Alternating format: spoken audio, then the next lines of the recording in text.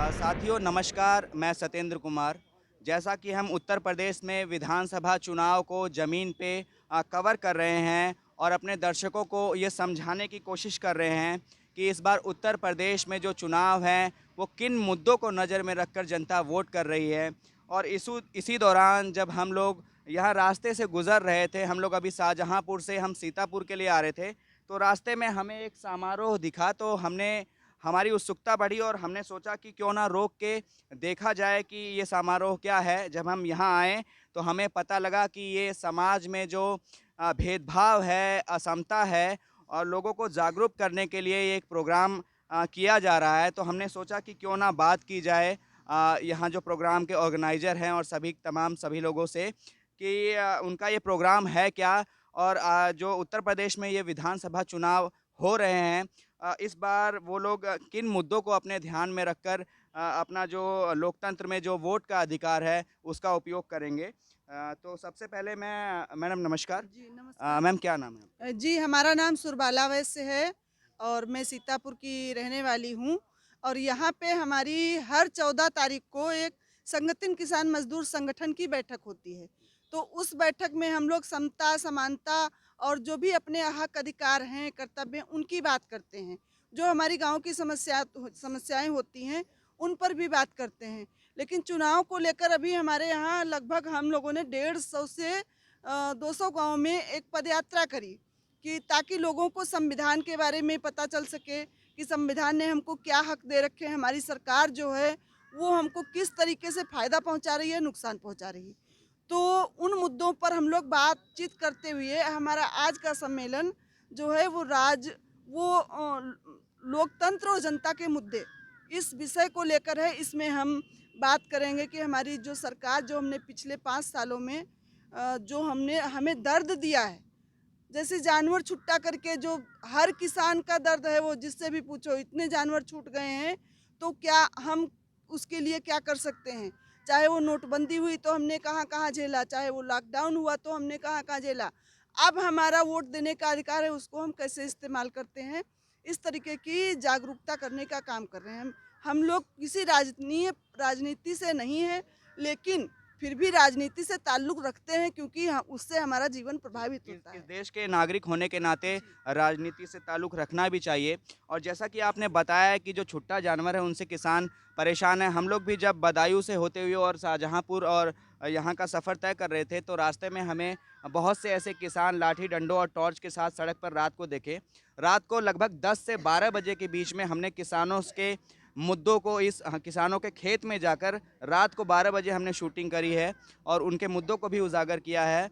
और हम ऐसे तमाम जो मुद्दे हैं जिनसे हमारे समाज में जो जनता है वो परेशान है, उनको हम समय-समय पर उजागर करते रहते हैं।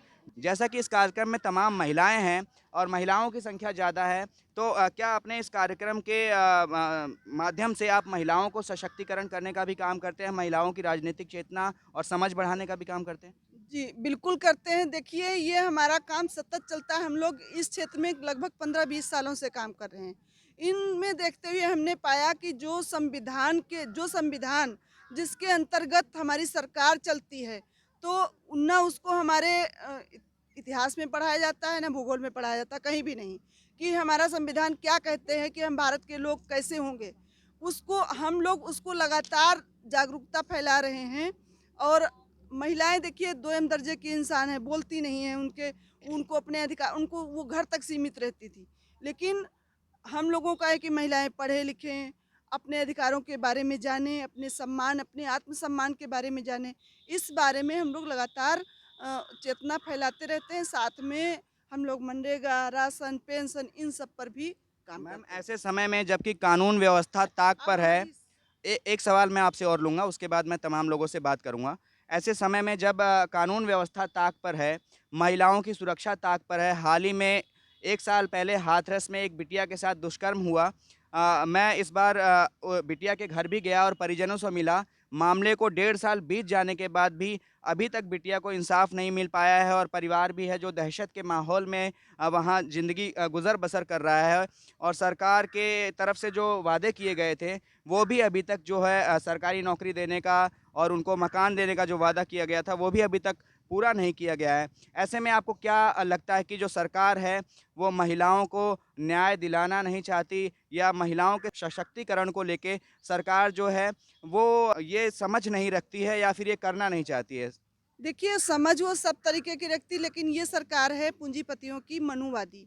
तो आप ऐसे समझिए कि जिनकी सोच ही ऐसी है कि महिलाएं घर में रहने वाली हैं, वो घर में महिलाएं पूजा का सामान है, वो घर में रहें, वो बराबरी के साथ चल के लड़ने वाली महिला को अच्छी नहीं मानते। जिनकी मानसिकता ये भरी हुई महिलाओं को कहाँ से आगे बढ़ने देंगे।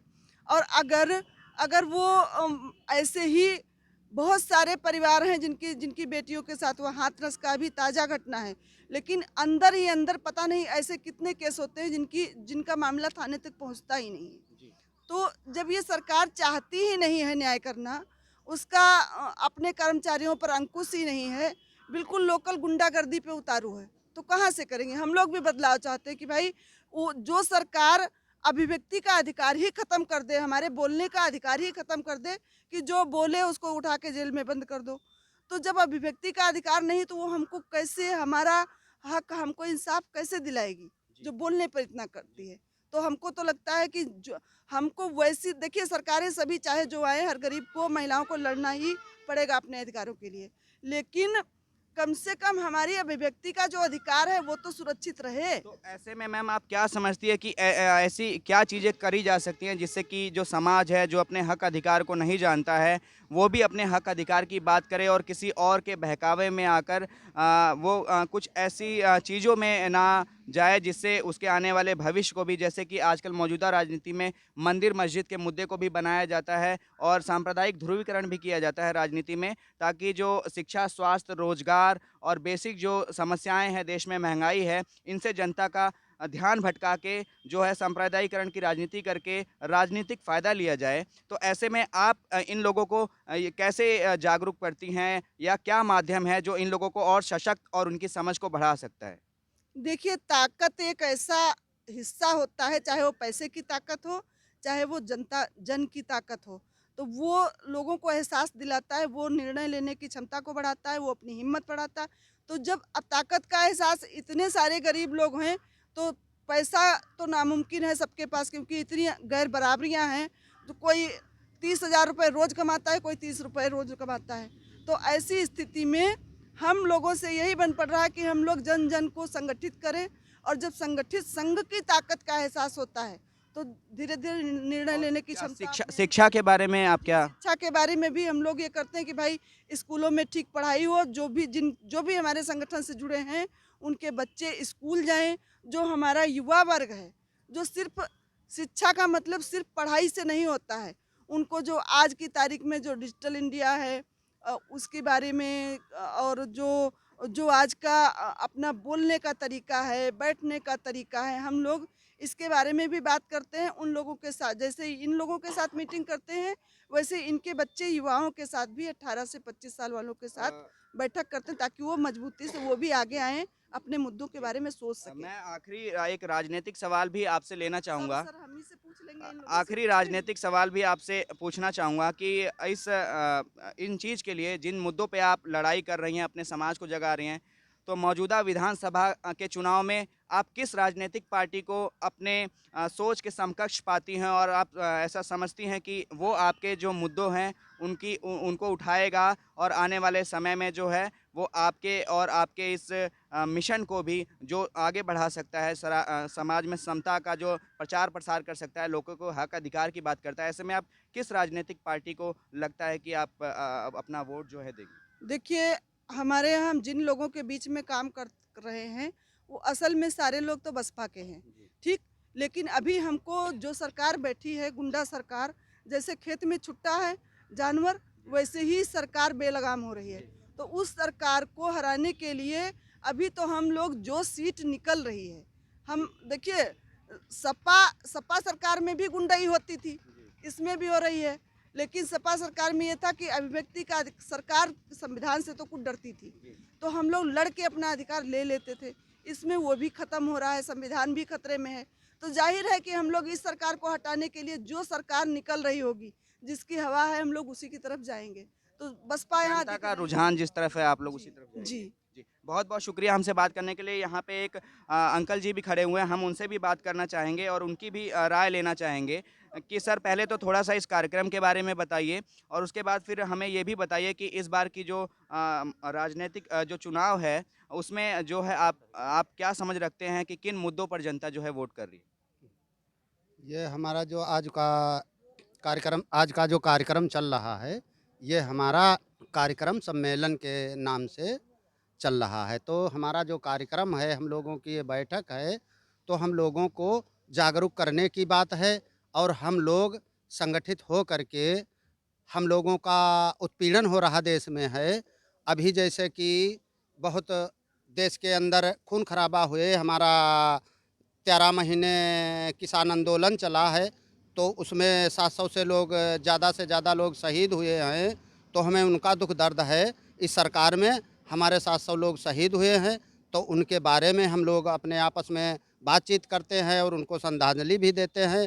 और जो है कि अपने इस सरकार के कारनामे से हम जैसे अभी एक बनारस में अभी एक बिटिया के साथ कांड हुआ है, तो उसका हमने टीवी और चैनल से देखा है, तो उसकी करीब-करीब 15 दिन एफआईआर नहीं लिखी गई और उसके परिवार के लोग आज भी खतरे में हैं और फिर वहाँ कुछ भीम आर्मी के लोग जा करके कुछ दबाव डाल करके और उसकी तब एफआईआर लिखी गई करीब-करीब 15 दिन के बाद। तो ये सरकार जो है, ये गुंडा और माफियाओं की सरकार है, तो हम लोगों को इसके बारे में सोचना है। गुंडा माफियों से मैं लड़ तो सकता नहीं हूँ, लेकिन गुंडा माफियों के लिए हम लोग जागरूकता एक अभियान चलाने का काम किया और अपने ज़िले के गाँवों में हम जागरूकता अभियान के रूप में हम लोग अपनी टीम बना करके गए और वहाँ लोगों से बात किया, लोगों को जागरूक किया, कहा कि देखिए ये सरकार जो है, ये सरकार हमारे पक्ष की नहीं है, ये सरकार बड़े लोगों की, पूंजीपतियों की है, अडानी अंबानी जैसे लोगों की सरकार है।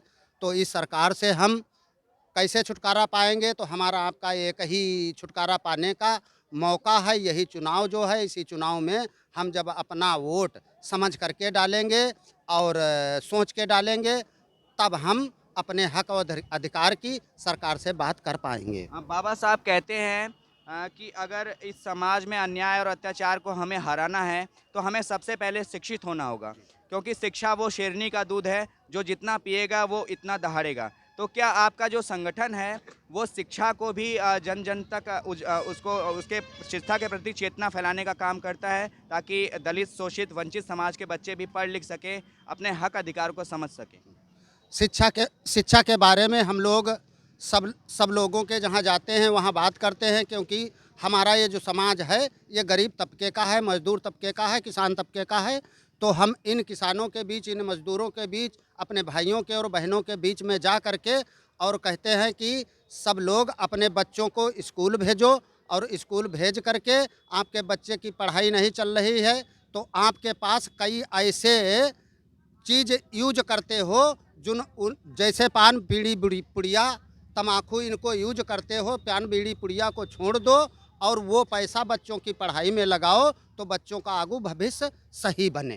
जी, बहुत-बहुत शुक्रिया हमसे बात करने के लिए। यहाँ पे कुछ महिलाएँ भी हैं जो कि इस कार्यक्रम में सम्मिलित होने के लिए आई थी। मैं उन लोगों से भी बात करना चाहूँगा और उनसे उनकी राय जानना चाहूँगा।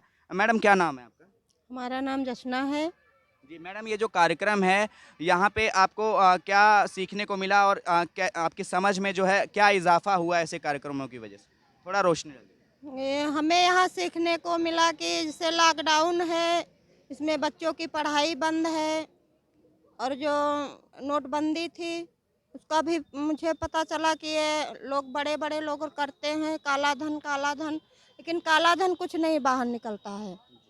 सब ऐसे ही कहते रहते हैं। जी, तो मैडम इस बार जो विधानसभा के चुनाव हैं, आपको क्या लगता है कि जनता के क्या मुद्दे रहेंगे? महँगाई भी है, महँगाई को भी लेके जनता की खासी नाराज़गी है और ऐसे में महिलाएँ जो घर की गृहिणी होती हैं, तो महँगाई से वो घर के जो सामान हैं, जो रोज़मर्रा की जीवन की जो चीज़ें हैं, उन पे क्या फ़र्क पड़ा है? कभी जो कड़वा तेल था वो कभी 200 रुपये में नहीं हुआ था, लेकिन इस सरकार में 200 रुपये किलो बिक रहा है और जानवर छुट्टा ज़्यादातर है, महंगाई तो बढ़ेगी क्योंकि फसल जो है वो जानवर चर जाते हैं। जी, तो और इस बार आप अपना जो वोट है, वो किस पार्टी को समझते हैं कि वो सही रहेगा, सही रहेगा?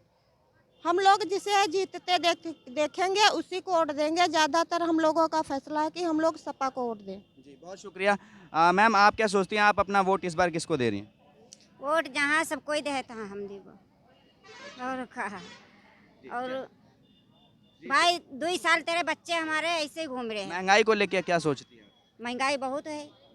जो सब्जी ले जाओ तो तेल नहीं मिली है, तेल मिली है तो सब्जी नहीं मिल रही है। जी, यहाँ पे तमाम औरतें बैठी हैं, मैं उनसे भी उनकी राय जानना चाहूँगा कि इस बार वो जो अपना वोट हैं वो किसको दे रही हैं। दादी अम्मा, नमस्कार। आप इस बार अपना वोट जो है किसको दे रही हैं? अब जही का सब लोग बताइए होते का देवी। नहीं, आप सब लोग तो बताएं, लेकिन आप भी बताइए कि आप किसको समझती हैं कि जो पार्टी है जो आपकी बात सुनती है। अब जौन सरकार काम करे तहे तही काम करम तही का देबा भाई। सरकार वह काम करे जो बच्चन के स्कूल के स्कूल बंद है तो उसका खुलावे, बच्चे पढ़ाएं। तो बच्चे के बच्चे जो पढ़े हैं वही भूले जाते हैं। और लॉकडाउन लगा तो बच्चे इससे पास हुए हैं, तो लॉकडाउन लगा भाई कोई काम काज पढ़े तो बच्चे ने पूछा जब पढ़े ना तो बताइए का। शिक्षा बहुत जरूरी है बच्चों की। लॉकडाउन की वजह से जो है बच्चों का भविष्य जो उस पर असर पड़ रहा है। बेकार हो ही रहा है, लॉकडाउन में ऐसे पास कर दिया का। और जिससे कोई काम पड़े तो बच्चे को मालूम नहीं तो क्या बताइए, बताओ कुछ बताइए, कोई चीज़ नहीं बताइए। कानून व्यवस्था पे थोड़ा बताइए कि क्या क्या महिलाएं रात को घर से बाहर निकल सकती हैं? जैसे कि प्रशासन द्वारा ये दावे किए जाते हैं कि गुंडा राज को खत्म कर दिया गया है, सुशासन लाया गया है, राम राज आ गया है उत्तर प्रदेश में, तो उस पर आप क्या समझती हैं कानून व्यवस्था पे? कानून हर घर छूट है वही बंद कराया जाए, प्रधान द्वारा सब कोई बंद करावे। और वो सब 2 बीघा 1 बीघा महिलाएं रात को घर से बाहर निकल सकती हैं? निकल सकते हैं। जब गुंडागर्दी अब तो होता ही नहीं है, होते रहे तो नहीं निकलती रहे। हाँ जी, बहुत शुक्रिया। यहाँ पे एक मैम है, मैं उनसे भी एक मैम है जो कि इस कार्यक्रम से जुड़ी हुई हैं, मैं उनसे भी बात करना चाहूँगा कि थोड़ा वो भी रोशनी डालें कि ये प्रोग्राम है जो वो क्या है और उसके पीछे जो उनका उद्देश्य है वो क्या है। मैम, सबसे पहले क्या नाम है? मेरा नाम सुधा है।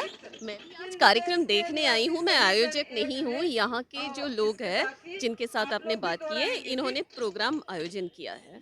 तो ये मतलब ये सब हमारे जो साथी हैं इस इलाके के किसान मजदूर है, जो मेहनत कश है लोग, जो मतलब जो अभी दीदी बता रही थी ना कि किस तरह से शिक्षा हो, खेती हो, रोजगार हो, इसके लिए हर दिन मतलब झूंझ के पा रहे हैं। और जिस तरह के मैसेज मिलते हैं हमको कि राम राज्य हो गया, ये सब मतलब सच्चाई तो हम सब देख ही रहे हैं। आप करोड़ों इस्तेमाल करके ऐड बना दिए कि यूपी मतलब स्वर्ग हो गया है, आप केरला नहीं बनना चाहिए। ये मतलब लोग जिनके पास थोड़ी सी भी समझ हो वो जानते हैं कि कैसे धार्मिक सांप्रदायिकरण कर रहे हैं। सांप्रदायिकरण करती है सरकार बेसिकली। बहुत करती है, बहुत करती है, हर चीज़ में लोगों को तोड़ने। हम तो हमेशा लगे रहे हैं कि ये छुआछूत छोड़ो, ये जातिवाद छोड़ो, और ये और बढ़ाने में लगी है। जी, बिल्कुल सही कहा है आपने। और हम ये भी जानना चाहेंगे कि इस बार जो मौजूदा सरकार है जो कि ये तमाम दावे करती है कि उत्तर प्रदेश में जो है हमने मंदिर और मस्जिद की अगर हम बात करें तो ये दावे करती है कि अयोध्या झांकी है और काशी मथुरा बाकी है, और 80-20 की बात करती है। समाज के एक धड़े को जो कि लगभग 20% की आबादी रखता है उसको दरकिनार करने की कोशिश करती है, हिंदू मुस्लिम की राजनीति करती है। उस पर आप क्या बोलना चाहते हैं? मैं कहूँगी कि ये सरकार और इनके जो इंटेलेक्चुअल है, ना ये इतिहास जानते हैं, ना ये समाज जानते हैं, ना ये कल्चर जानते हैं। हमारे देश में कई तरह के लोग, कई सोच रखने वाली, कई विश्वास रखने वाले साथ में रहते थे, कुछ रिश्ते रहते थे इन सब के बीच। यही इसी इलाके में बंजारे रहते हैं। ये बंजारे जो थे गांव-गांव जाते थे अपने रोज़गार, अपने कार्यक्रम करने में। अगर आपने कह दिया कि ये हिंदू है या मुसलमान है, ये सही नहीं है, ये बंजारे हैं। इनकी एक कल्चर है, इनकी एक सोच समझ है। आपने सबको ये 2 डिब्बे बना दिए हैं उनमें डालने के लिए, इसका कोई मतलब ही नहीं है। हाँ, हम मतलब ट्रेडिशन को ख़त्म कर रहे हैं। ट्रेडिशन को ख़त्म कर रहे हैं। अरे जो वहाँ बनारस हिंदू यूनिवर्सिटी में एक प्रोफेसर का रद्द कर दिए थे, जो मतलब संस्कृत के प्रोफेसर, और उनके इतिहास समझो, उनके जो मुस्लिम थे, जो मुस्लिम हैं, लेकिन वो मुस्लिम ही नहीं है, उनको मतलब उनको मुस्लिम के नज़रिए से देखा जा रहा था, धार्मिक रंग के नज़र से देखा जा रहा उनका परिवार है जो सदियों से शादियों में पूजा में जाके गाते हैं, तो आपने उनको मुस्लिम कैसे कह दिया? मतलब आपने उनको एक ही आइडेंटिटी कैसे दी है? हम सबके कई आइडेंटिटी होती है। मैं नारी हूँ, मैं एक क्षेत्र से आती हूँ, मैं कुछ भाषा बोलती हूँ, मेरे कुछ विश्वास है, इन सबको आप मिटा के बस एक धर्म के नाम पे अगर आपने लेबल कर दिया तो इसका क्या मतलब है? तो ये हो रहा है, ये रिडक्शनिज्म जो कहते हैं अंग्रेजी में, ये हो रहा है, और इसका कोई मतलब हम गरीब हो रहे हैं, हम अपना संस्कृति खो रहे हैं, हम अपने इतिहास खो रहे हैं इस चक्कर में कि बस हिंदू और मुस्लिम बनाते हाल बनाते। ही में जो युवाओं के ऊपर मौजूदा सरकार के द्वारा इलाहाबाद हॉस्टल में घुसकर लाठी डंडों से जो उनके ऊपर हमले किए गए, जो बेरोजगार युवा नौकरी के लिए जो अपनी मांगे रख रहे थे, उनको जिस तरह से तानाशाही रवैये से उनको कुचलने की कोशिश की गई, उसके ऊपर आप क्या बोलना चाहते हैं? मैं तो कहूँगी, पहले तो मैं युवकों से ही कहूँगी कि देखिए, आप भी समझिए कि आपकी नौकरी, आपके भले के लिए ये सरकार मायना नहीं रखती है। मतलब उनमें से कई लोगों ने, जो मैंने इंटरव्यू देखे, कह रहे थे कि मैंने भाजपा को वोट दिया और देखो भाजपा मेरे साथ ये कर रही है। ये सवाल ही गलत है। आपने भाजपा को नौकरियों के लिए तो वोट नहीं दी, आपने अपने हिंदू मुसलमान के इस चक्कर में ही आपने वोट दिया। आपने सोचा मैं हिंदू हूँ और मुझे सब कुछ मिल जाएगा, ऐसे कैसे हो सकता है? आप अगर अगर एक समाज में हम अपने युवकों के लिए कुछ नहीं कर रहे हैं, हम सिर्फ मंदिर बना रहे हैं, तो उनकी भला कैसे होगी? तो युवकों को ये सोचना है कि हमको क्या चाहिए, हमारी भविष्य कैसे बनेगी। यहाँ मैं एक दिन कुछ युवकों के साथ बैठी थी, और इनमें से एक को भी पता नहीं था कि मौसमी बदलाव क्या है। किसी को पता नहीं है। और सोचिए, मौसमी बदलाव से यहाँ इस क्षेत्र की नदी सूख जाएंगी, बर्फ गल जाएगा हिमालयों की, पानी नहीं रहेगा, और युवकों को इसके बारे में ही पता नहीं है। पर्यावरण का बिल्कुल भी पर्यावरण का बिल्कुल पता नहीं है। इतनी नफरत घुसेड़ दिया गया कि दिमागों में कि कुछ जगह ही नहीं है कुछ और सोचने की। यहाँ मौसम बदल रहा है, यहाँ जब देखो गलत समय पे बारिश हो रही है या गलत समय पर सूखा पड़ रहा है। जब बारिश चाहिए बारिश नहीं होती है, जब बारिश नहीं चाहिए तब बारिश होती है। तो क्या सरकार जो है देश की और देश के युवाओं की बौद्धिक चेतना को खत्म करना चाहती है इन मुद्दों को उठाकर? बिल्कुल, बहुत आसान है ना, लोगों को तोड़-फोड़ तो सबसे आसान होता है ना? बाँटना आसान होता है, जोड़ना मुश्किल होता है। हम एक घर बनाएँगे, सालों-साल लग जाते हैं, उसको तोड़ने में तो 2 मिनट का काम है तोड़ना। अच्छा, दलितों को लेके जो दलित समाज है हमारे देश में वो हाशिए पे है और से जो सदियों से जो है जुल्म और यातनाएं सहते रहा है। और उसके साथ सबसे बड़ी एक जो बदहाली ये है कि जब चुनाव आते हैं तब दलित समाज को हिंदू बना दिया जाता है और हिंदू बना के मुस्लिमों के खिलाफ एक एजेंडे के तहत उनका इस्तेमाल किया जाता है दंगे भड़काने में, और बाद में उनको दलित बना के उनके ऊपर अत्याचार किया जाता है। इसके ऊपर आप क्या कहना चाहते हैं? इस क्षेत्र के इतिहास अगर जाने तो यहाँ के पासी समाज के लोग यहाँ राज करते थे एक ज़माने में राज करते थे। लाखन पासी और छीता पासी, जीता पासी। छीता पासी जिसके नाम से ये सीतापुर रखा गया। सीता कहते हैं लेकिन छीता पासी थी जिससे छीतापुर बना ये। मुझे नई चीज जानने को मिली। पढ़िएगा कभी, छितियापुर बना था, फिर उससे सीतापुर बना।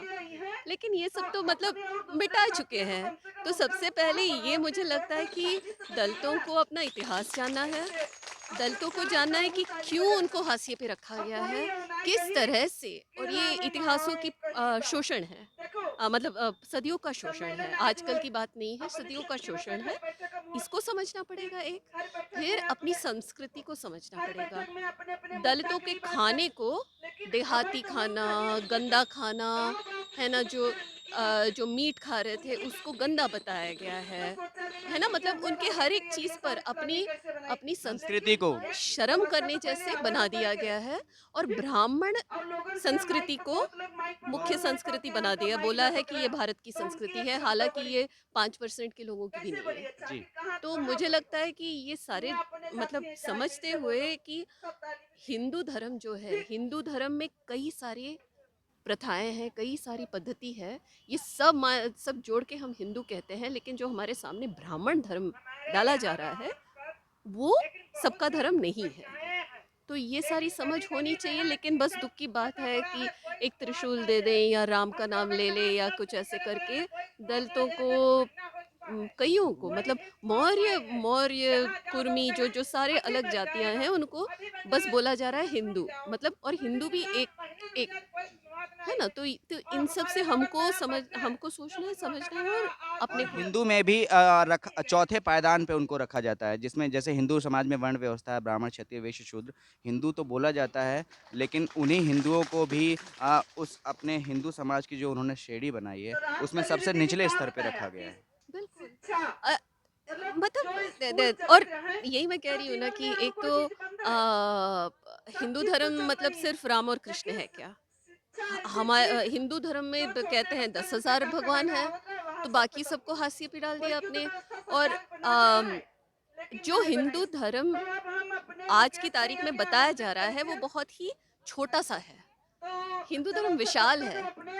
इस क्षेत्र में विजयदशमी के समय पर लोग अपने फसल के त्योहार मनाते थे, सावा के बाली लगाते थे। हाँ, और फिर जब जब जौ का फसल होती थी उसके बालियां लगाते थे। उससे जुड़े जो सारे संस्कृति है वो गायब होते जा रहे हैं, है ना।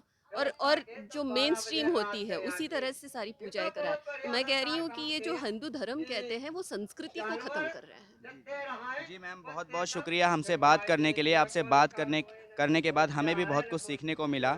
और जिस तरीके से मैम से हम बात कर रहे थे और मैम ने हमें बताया कि किस तरीके से मौजूदा जो सरकार है उसके द्वारा भारत की सभ्यता को और संस्कृति को और यहाँ के दलित, शोषित और वंचित समाज की संस्कृति को भी ख़त्म किया जा रहा है धीरे धीरे।